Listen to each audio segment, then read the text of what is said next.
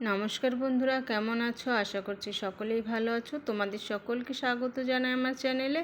তো আজকে আমি বানাবো বেগুন সুন্দরী রেসিপি।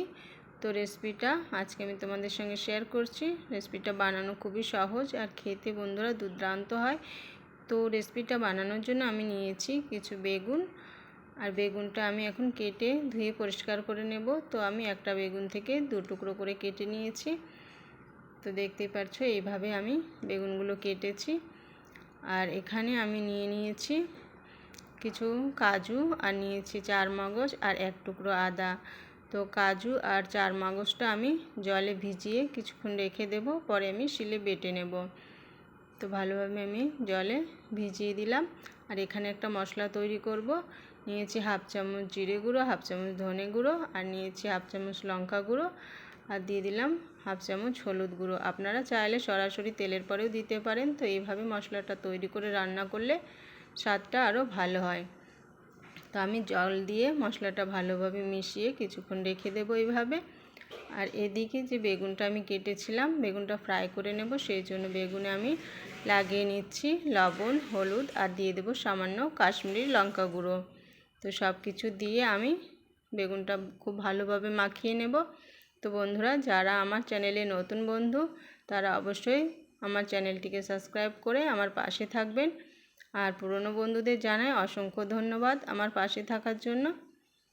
তো দেখতেই পাচ্ছ এভাবে আমি লবণ, হলুদ আর লঙ্কাটা ভালোভাবে মিশিয়ে নিলাম। এভাবে এক এক করে আমি সব বেগুনগুলো মাখিয়ে নিয়েছি। এখন গ্যাস অন করে গ্যাসে আমি বসিয়ে দেব কড়াই। তো কড়াই বসিয়ে দিয়েছি, আর এখন দিয়ে দেব কড়াইতে সরষের তেল। আর তেলটা ভালোভাবে গরম করে নিয়ে আমি লবণ, হলুদ, লঙ্কা মাখানো বেগুনগুলো দিয়ে দেব এক এক করে। আর গ্যাসের ফ্লেম হাইতে রেখেই আমি বেগুনগুলো ফ্রাই করে নেব, কেননা লোতে রাখলে বেগুনটা খুব বেশি সেদ্ধ হয়ে যাবে আর বেগুন সুন্দরীটা বানানো খুব ভালো লাগবে না। তো এভাবেই আমি গ্যাসের ফ্লেম হাইতে রেখে বেগুনগুলো উল্টে পাল্টে ফ্রাই করে নিচ্ছি।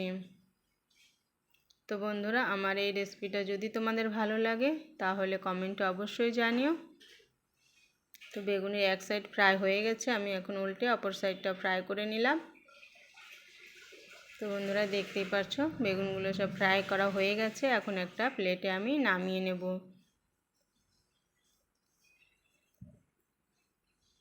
তো এভাবে আমি একটা প্লেটে নামিয়ে নিচ্ছি, আর বাকি বেগুনগুলো একইভাবে আমি ফ্রাই করে নেব। আপনারা চাইলে এই রেসিপিটা রুটি, পরোটা কিংবা গরম ভাতের সঙ্গে খেতে পারেন, দারুণ লাগে খেতে। অবশ্যই বাড়িতে একবার ট্রাই করে দেখবেন। তো বাকি বেগুনগুলো আমার ভাজা হয়ে গেছে, এখন তুলে নিচ্ছি। আর ওই তেলেই আমি বেগুন সুন্দরীটা রান্না করব। তো দেখতে পাচ্ছ বেগুনগুলো আমার ফ্রাই হয়ে গেছে। আর ওই তেলে আমি দিয়ে দিচ্ছি 2টো তেজপাতা, দিয়ে দিলাম গোটা গরম মশলা, আর দিয়ে দেব কিছু গোটা জিরে। তো মশলাটা একটু ভালোভাবে ভেজে নেব। যখন মশলা থেকে খুব সুন্দর একটা গন্ধ বেরোবে, তখন যে মশলাটা আমি তৈরি করে রেখেছিলাম সে মশলাটা দিয়ে দেব। আর মশলাটা দিয়ে খুব ভালোভাবে আমি কষিয়ে নেব। আর এখন দিয়ে দিলাম আদা বাটা।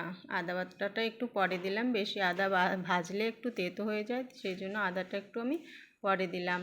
তো মশলাটা ভালোভাবে কষিয়ে নিয়ে আমি কাজু 4 মগজ বাটাটা দিয়ে দিলাম। আর কাজু 4 মগজ বাটাটা দিয়ে বাটিটা ধুয়ে সামান্য একটু জল দিয়ে দিলাম।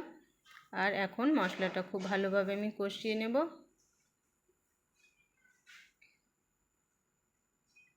তো বন্ধুরা, মশলাটা আমি খুব ভালোভাবে কষিয়ে নিয়েছি।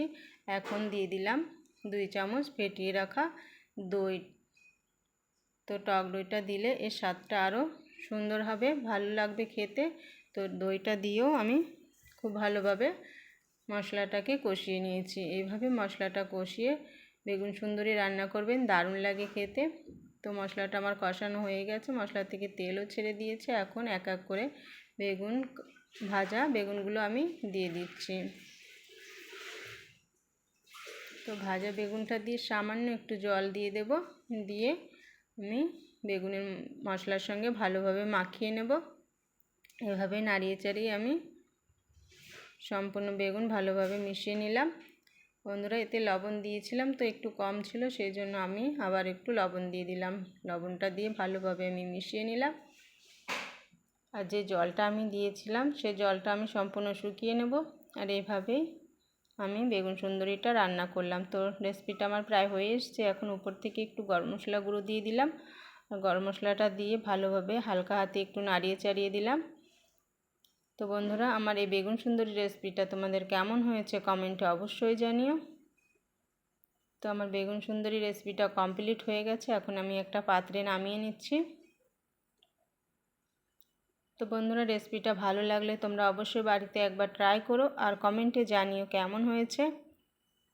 ভালো লাগলে লাইক শেয়ার কমেন্ট করো। তো বন্ধুরা আজকের মতো এখানেই শেষ করছি। দেখা হবে নতুন কোনো রেসিপির সঙ্গে। সকলে ভালো থেকো, সুস্থ থেকো। নমস্কার।